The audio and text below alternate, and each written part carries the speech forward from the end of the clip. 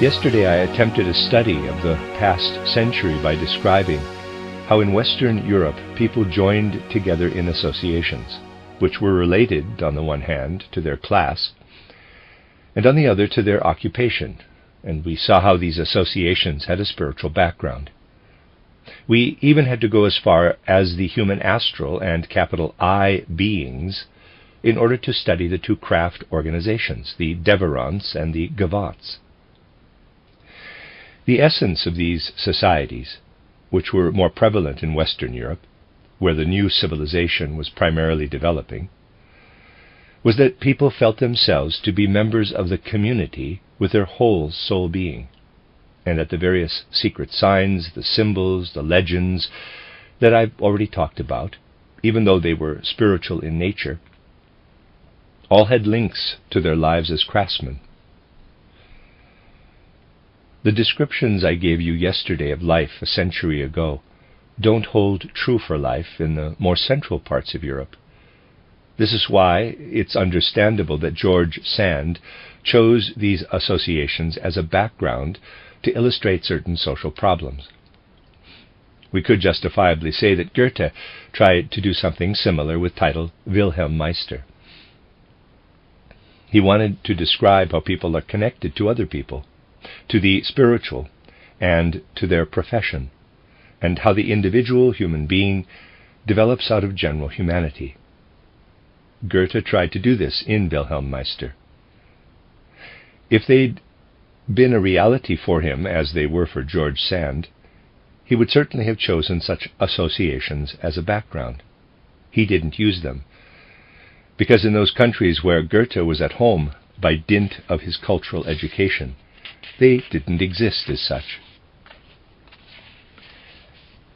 This is the remarkable thing, that since the 15th century, when humanity first started to be preoccupied with intellectualism, human problems were regarded very differently in Central Europe than they were in the West. Yesterday I had to describe to you how the individual journeyman wanders through France, how in some town or other he becomes a member of a virtually secret society, how he receives the secret signs, and then how, as he continues his wanderings and comes to some other town, he'll find a branch there. He would identify himself and would be accepted into this branch of his society. This is how it was still in 1823, and these guilds deeply influenced the life of the respective crafts and professions. But we couldn't say the same of Central Europe. For the people of Central Europe, we'd have to say that since the 15th century, their aspiration was to cultivate the human self, the individuality.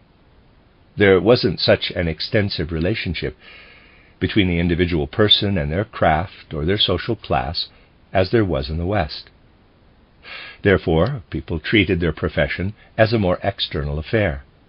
They didn't identify their spiritual life completely with their profession. In the West, their identity and their spiritual symbols were taken from the professions. This wasn't the case in Central Europe.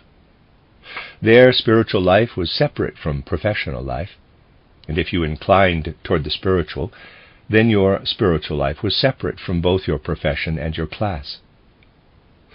So you would live in such a way that if you wanted to devote yourself to the spiritual, you mentally left your professional life behind. This meant that in Central Europe they cultivated those aspects of spiritual life which had nothing to do with professions or social class. The relationship of the human being to the world was seen without any regard for nations or national context. The focus was on the human being per se. So that if one person, for instance an artisan, wanted to devote themselves to the spiritual life, then they would do so as an individual. They would reflect on the meaning of life as an individual human being. At the beginning of the 19th century, this person didn't receive the impulse for a spiritual life from an association such as I described yesterday. So in Central Europe, spiritual impulses developed in a completely different way.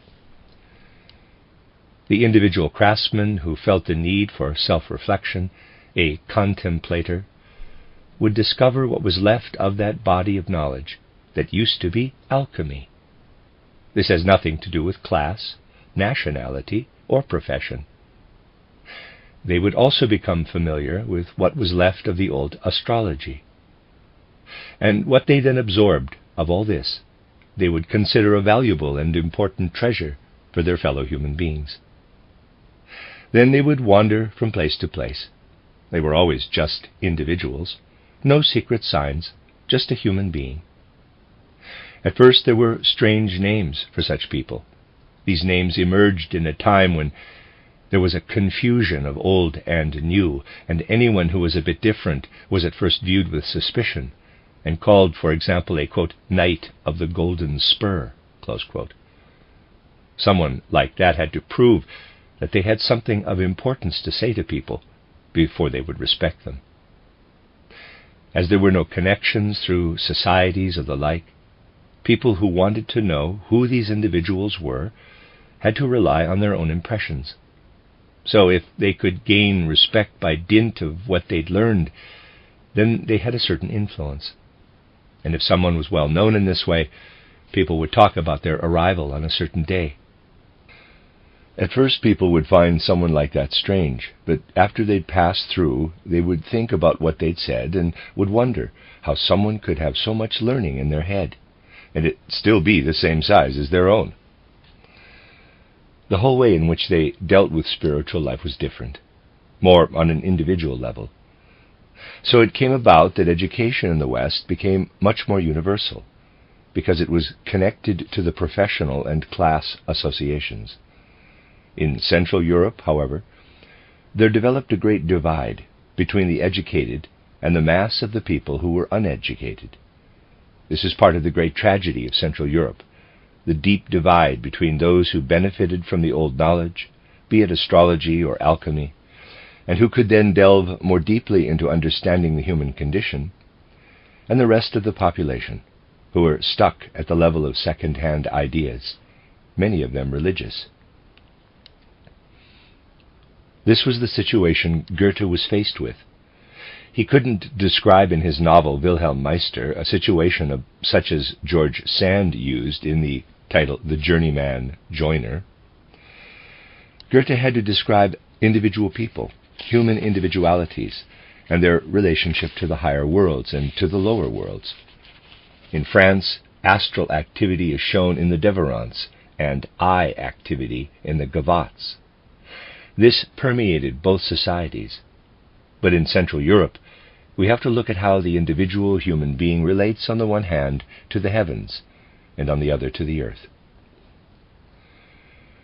In an abstract and refined way, Goethe has very nicely brought out what has existed in Central Europe since the 15th century as human knowledge and human wisdom in the characters of Macquarie on the one hand, and the metal diviner on the other. Macquarie, who is a remarkable figure, appears in Goethe's Wilhelm Meister. She is a mature female personality who, because of her weakness as an invalid, doesn't completely live in the world. She has, so to speak, raised herself above earthly life and hardly moves about in an earthly manner anymore. Everybody reveres her, all the people around her, her family in the narrower and in the broader sense. And because she is independent of all earthly things, she's developed a remarkable cosmic life. And Goethe describes this cosmic life as if Macquarie takes part more in the life of the stars than in the life of the earth, so that all physical considerations have disappeared from her soul, and she is completely dedicated to the laws of the cosmos. But the more she dedicates herself to the laws of the cosmos, and the less meaning natural laws of the earth have for her, the more the laws of nature are transformed into cosmic moral laws. She becomes a moral authority for all who encounter her. And she doesn't represent some borrowed morality, but a morality which, to someone who's on earth, but has liberated themselves from the earthly, seems as if the stars themselves have revealed it. And what Macquarie proclaims through her stellar vision, her friend the astronomer who is now her disciple in the cosmic worlds, interprets for those around her. In a very subtle way, Goethe has described, in the context of a higher social class, the situation as we should imagine it for the first third of the 19th century in general. We have to imagine that at this time, in some, but not many, families, there were older women who, after a certain age, couldn't walk anymore, were bedridden, their skin pale and transparent, so that you could see the interesting patterns of the blue veins beneath all over the body, and who seldom spoke. But when they spoke, everybody listened carefully to what they said, as these women proved to be seeresses, such as Goethe typified in his mockery.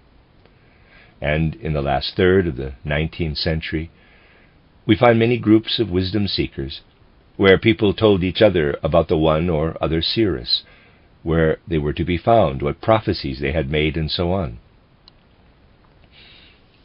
Such things spread out quite far and were passed from one person to another, with a certain poetic flair, possible in society then, before there were newspapers. Newspapers have played an enormous part in the destruction of spiritual life. Goethe depicts such a seeress in the person of Macari. Then, at a certain point in Wilhelm Meister's journeyman years, Macari is contrasted with the figure of the metal diviner, the friend of Montanus.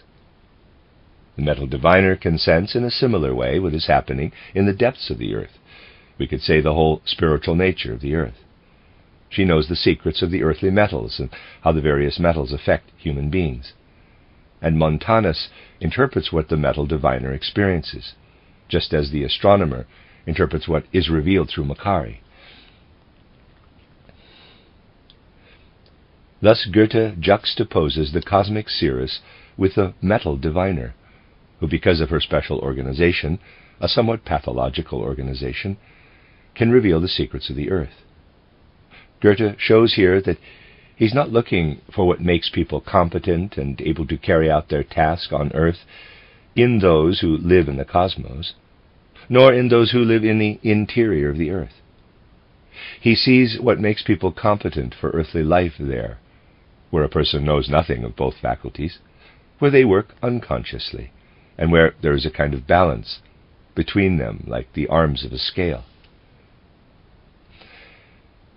Goethe doesn't know what's behind this, but he feels, and this comes from his old world education, how these two extremes of life, of spirit, affect each other, and in fact make a person into a proper human being when they're not just acting one-sidedly, but when both sides disappear as specifics and then work together to produce a balance in human nature. Today we can speak from the standpoint of anthroposophy. Here we have the upper human being, the nerve-sense being. Here we have the middle, the rhythmic being. Here we have the lower, the metabolic limb human being. In a person such as Macari, the upper being is dominant and not in balance with the lower being, because of a pathological development of the metabolic limb being, which has fallen into a kind of torpor.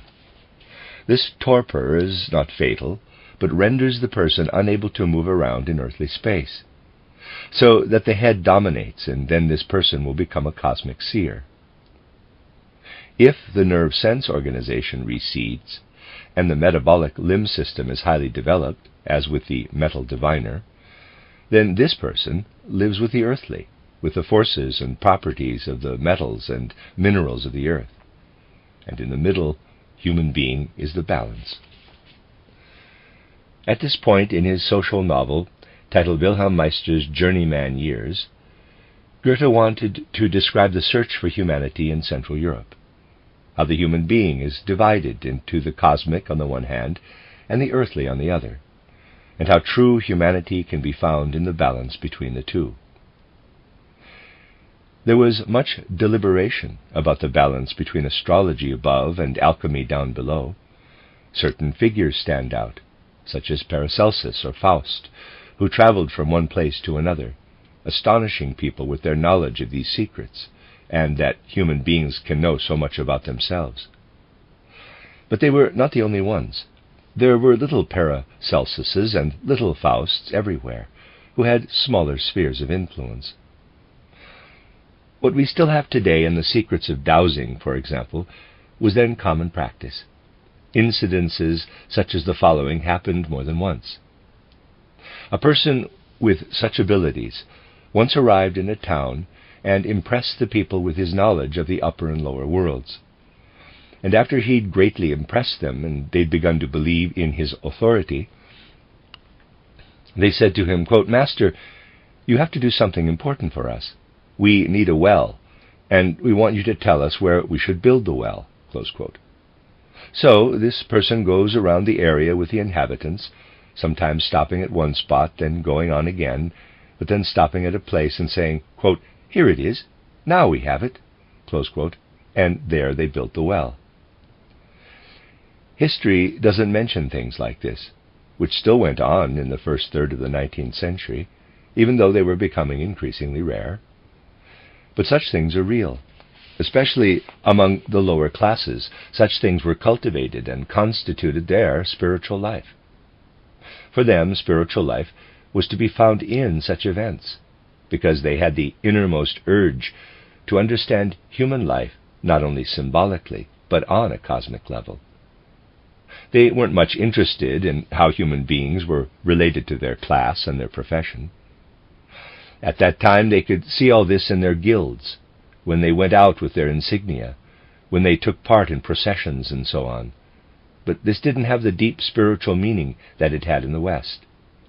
In contrast, here a life more withdrawn from the outer world had a great spiritual significance. I could almost say that in the West, people wanted to understand human soul life through external social forces. In Central Europe, they wanted to experience social life as human beings in their own skin. This is what squeezed the spiritual life of Central Europe into a certain stratum of society, so that it couldn't become popular as it was in the West. And it's this, too, which created the great spiritual tragedy of Central Europe. We're now living in a time when it's important that many people become conscious of these things. Only when we really understand the historical context can we hope that our chaotic civilization will receive new impulses and that new life will flow into it. In Central Europe, they were already coming down to earth. Particularly Goethe shows this by looking for the balance between the upper and lower human being, and contrasting the two extremes of the metal diviner and the cosmic seeress. They wanted to put human beings on the earth as active agents, but they also wanted to look up to the cosmic heights on the one hand, and down to the earthly, the telluric, on the other, so as to regard people as citizens of the earth. These are the schisms that modern civilization has brought up from the depths. This is the reason why a work such as Schiller's title On the Aesthetic Education of Man, which I've often spoken about, where human beings are regarded as simply humans, free of any nationality, could only be written in Central Europe. And it was basically taken for granted, even though neither Goethe nor his successors found the solution, that they would also consider how to bring people in general to an understanding of the universality of human nature in this modern way. This is why in Goethe's title Wilhelm Meister, the so-called educational province plays a large part. Human education becomes a problem that couldn't be solved at that time, but only in the present day, where we have access to anthroposophical knowledge of the human being. In the West, people had, in a way, gone beyond their own skin. They were tentatively searching for a way of connecting to other people. How can we show ourselves to another person? How can we grasp their hand? How can we speak so that they understand us? The sign, the handshake, and the word, as they were used in an extravagant manner in Freemasonry, these were what had an enlivening, invigorating effect in the West, up until the last third of the 19th century. In Central Europe, they didn't appreciate such symbolism, but they did strive to make sense of the riddle of the human being in general. It's interesting to compare this with Eastern Europe, There, up to the end of the first third of the 19th century and later, human beings came from the inside and didn't quite reach their skin. They remained in a soul state, which didn't quite lift them out of the divine, didn't drive them forward to the human condition. So I could say that whereas in the West the attitude developed that the world is the world, at best they were thinking about social utopias, the world is as it is, and we have to live in it. We need social institutions in order to live in it, or at least we have to view those we have as if they were splendid institutions. But in Central Europe, they demanded that human beings first become human. They have to work themselves up to being human. Only then can they discover the earth. In the East, they were convinced that both these ideals were wrong. Just the idea that human beings have to work their way up to being human is to them misleading, because then they would have to leave paradise. And in reality, people should regard that piece of the earth that they live on as paradise, otherwise life becomes impossible. We should return to what is more unconscious in us, instead of going out too strongly into life. This is why in Eastern Europe there has always been a certain tolerance toward the West and toward Central Europe, a certain benevolence born of human kindness. But those regions where they valued a more external way of being human, as in the West, or where they valued more the individual human being, as in Central Europe, constituted for the East a kind of falling away from the divine human being. And then, as the tendency developed in the East to study the rest of Europe, we can observe this in Russia very clearly, we can see that as people don't want to come out of themselves, even the best can only achieve a certain tolerance, but not a real inner understanding of the rest of the world. Russians, if they are real Russians, can't come as far forward as their own skin. They stay stuck deeply within themselves. It's much too earthly for them to come forward as far as the skin. They have to stay more deeply inside themselves. You see, this was the soul mood that Dostoevsky had to an extremely high degree. And as he's very representative for Eastern Europeans, it's always interesting to hear what Dostoevsky has to say to the people of the West.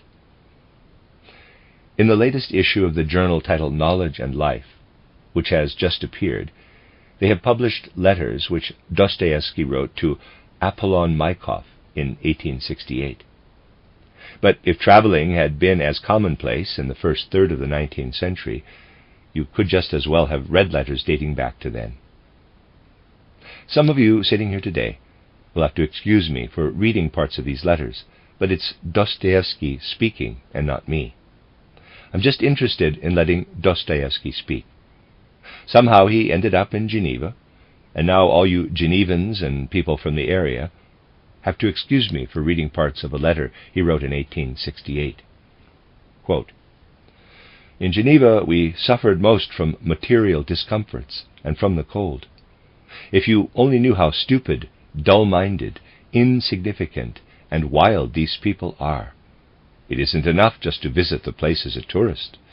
No, just try to live here for a while. But I can't tell you all of my impressions now. There are just too many. The bourgeois life in this republic has developed in the non plus ultra.